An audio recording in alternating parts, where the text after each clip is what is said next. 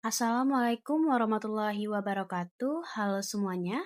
Perkenalkan saya Intan Gayatri dari program studi Administrasi Publik dengan NIM 2310104.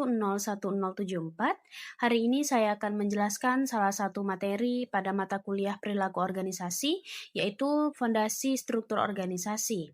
Selamat menonton dan simak videonya sampai selesai. Nah, mengapa kita perlu mempelajari tentang fondasi struktur organisasi ini? Struktur organisasi ini sendiri berfungsi untuk menentukan bagaimana tugas pekerjaan dibagi, dikelompokkan, dan juga dikoordinasikan secara formal. Ini mempengaruhi hubungan yang terbentuk, formalitas hubungan tersebut, dan juga hasil kerja dari hubungan tersebut. Tujuan pembelajarannya sendiri adalah untuk mengidentifikasi 7 elemen struktur organisasi, mengenali karakteristik struktur organisasi sederhana, birokrasi dan juga matriks, memahami struktur virtual, tim dan juga sirkular, yang terakhir menganalisis efek downsizing dan implikasi perilaku dari desain organisasi tersebut. Sekarang kita masuk ke definisinya. Struktur organisasi mendefinisikan bagaimana tugas pekerjaan dibagi, dikelompokkan, dan juga dikoordinasikan secara formal. Nah, struktur ini penting karena mendukung budaya inovatif, daya saing, dan juga pertumbuhan perusahaan.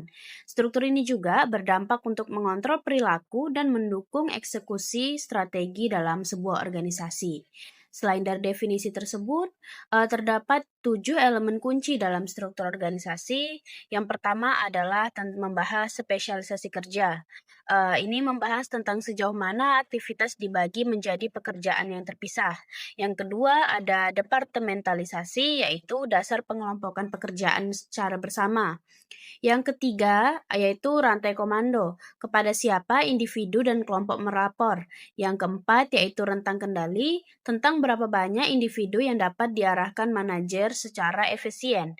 Yang kelima, yaitu sentralisasi, di mana letak otoritas pengambilan keputusan. Yang keenam, yaitu formalisasi, seberapa banyak aturan dan regulasi yang ada.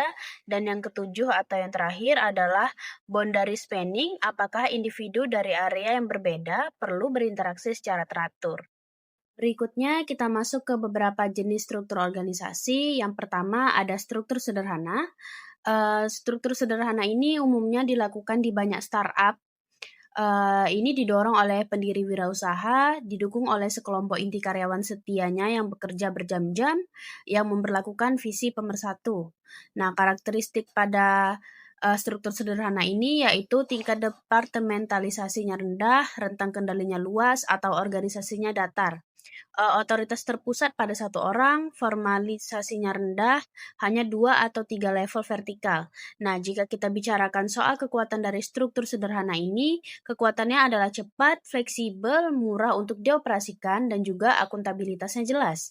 Sedangkan pada kelemahan, struktur sederhana yaitu menjadi tidak memadai seiring pertumbuhannya organisasi, kelebihan informasi di puncak, dan juga beresiko karena bergantung pada satu orang saja.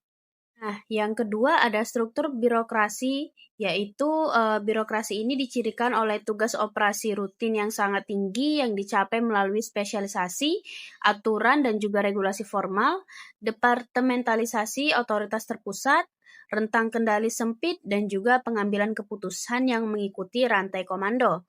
Keuntungan dari penggunaan struktur ini adalah yang pertama melakukan aktivitas standar dengan sangat efisien, ekonomi berskala duplikasi, dan juga minim peralatan. Bahasa yang dibagikan ke karyawan dapat bertahan dengan manajer yang kurang berbakat dan juga lebih murah. Kerugian menggunakan struktur ini adalah spesialisasi dapat menciptakan sebuah konflik pada organisasi, kekhawatiran obsesif dengan mengikuti prosedur standar, tidak adanya ruang untuk modifikasi, otonomi dan motivasi karyawan juga berkurang, lalu sulit untuk mengembangkan dan mempertahankan motivasi.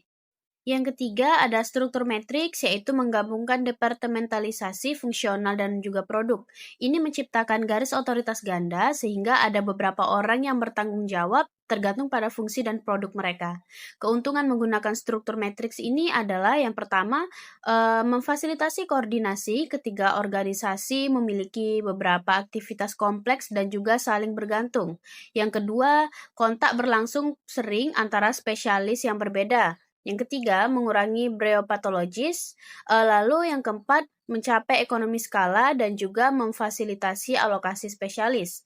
Sedangkan kerugian pada struktur ini adalah yang pertama, menciptakan kebingungan, yang kedua, kecenderungan untuk mendorong perjuangan kekuasaan, dan yang berikutnya ada stres yang ditempatkan pada individu. Kemudian ada konflik peran karena melapor ke lebih dari satu bos, dan yang terakhir adalah ambiguitas, peran dari ekspektasi yang tidak jelas. Yang berikutnya ada struktur virtual. Definisi struktur ini adalah organisasi inti kecil yang mengalihdayakan fungsi bisnis utama mereka, sangat terpusat dengan sedikit atau tanpa departementalisasi. Contoh modernnya seperti layanan streaming Netflix, Hulu, Amazon Prime, dan juga Disney Plus yang menggunakan struktur virtual untuk menghasilkan konten dengan cepat dan juga mengumpulkan talenta yang beragam tanpa harus berada di satu lokasi yang sama. Dan dalam bentuk jaringannya termasuk ke bentuk franchise seperti 7-Eleven dan McDonald's. Bentuknya juga terbagi dua, yaitu ke bentuk hollow, outsourcing fungsi non-kritis, dan juga bentuk modular, outsourcing bagian produk. Yang kelima ada struktur tim. Nah, struktur tim ini berusaha menghilangkan rantai komando dan juga mengganti departemen dengan tim yang diberdayakan. Struktur ini menghilangkan sebagian besar batas vertikal dan horizontal serta memecah sebagian besar penghalang eksternal antara perusahaan dan pelanggan serta pemasoknya. Dalam struktur tim ini, tim diberdayakan untuk mengantisipasi kebutuhan dan juga permintaan pelanggan, serta merespon dengan kelincahan dan juga kecepatan. Seperti contohnya, yaitu Amazon menggambarkan dirinya sebagai budaya satu hari, di mana karyawan terobsesi dengan pelanggan dan kebutuhan mereka, mempertahankan fokus jangka panjang, dan juga berinovasi dengan berani. Yang keenam yaitu struktur sirkular. Nah, teman-teman coba bayangkan sebuah cincin konsentris dari target panahan yang di tengahnya adalah CEO, diikuti oleh eksekutif di tim manajemen puncak. Yang ketiga, memancar keluar dari cincin yang dikelompokkan berdasarkan fungsi adalah direktur, kemudian spesialis, dan yang terakhir adalah para pekerjanya. Karakteristik ini dari struktur sirkular adalah hampir identik dengan struktur hierarkis vertikal sederhana, menyampaikan hierarki sebagai tim dengan manajemen puncak di jantung organisasi, visi menyebar keluar, dan juga segmen kurang terdefinisi daripada struktur sederhananya. Struktur ini juga memiliki daya tarik intuitif untuk pengusaha kreatif, dan beberapa perusahaan inovatif kecil telah mengklaimnya. Yang terakhir atau yang ketujuh adalah struktur downsizing atau organisasi yang lebih ramping. Nah, struktur ini adalah upaya sistematis untuk membuat organisasi lebih ramping dengan cara menutup lokasi, mengurangi staf, dan juga menjual unit bisnis yang tidak menambah nilai. Meskipun dapat meningkatkan kelincahan, dampaknya pada kinerja organisasi sangat kontroversial. Strategi yang efektif untuk penggunaan struktur downsizing ini adalah investasi dalam praktik kerja keterlibatannya sangat tinggi, yang kemudian ada komunikasi awal dengan karyawan, yang ketiga ada partisipasi karyawan dalam prosesnya, dan yang terakhir adalah bantuan melalui pesangon dan juga manfaat. Contoh kasus pada materi fondasi struktur organisasi dapat dilihat pada sebuah UMKM kedai kopi di sebuah kota. Pada awal berdiri, pemilik kedai tidak membuat struktur organisasi yang jelas sehingga semua pekerjaan dikerjakan bersama tanpa pembagian tugas. Akibatnya sering terjadi kebingungan, pesanan terlambat, dan juga keuangan tidak tercatat rapi. Setelah dievaluasi, pemilik mulai membangun struktur pondasi organisasi dengan menetapkan peran dasar seperti pemilik sebagai pengambil keputusan, satu karyawan sebagai kasir yang mengurus keuangan, dan yang satu karyawan sebagai barista yang fokus membuat minuman. Dengan pembagian tugas dan juga wewenang yang jelas ini, kerja menjadi lebih teratur, tanggung jawab mudah dikontrol, dan juga kinerja kedai meningkat. Hal ini menunjukkan bahwa fondasi struktur organisasi sangat penting agar sebuah organisasi dapat berjalan secara efektif dan juga terarah. Jadi, kesimpulannya, fondasi struktur organisasi itu ibarat fondasi sebuah bangunan. Kalau dari awal sudah jelas siapa yang melakukan apa dan siapa bertanggung jawab ke siapa, organisasi akan berjalan lebih rapi dan minim masalah.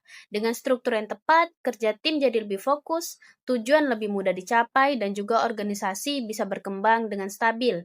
Intinya, bangun organisasi jangan asal jalan, tetapi mulai dari fondasi yang kuat. Itu saja materi yang dapat saya sampaikan pada video ini. Semoga mudah dipahami. Terima kasih dan wassalamualaikum warahmatullahi wabarakatuh.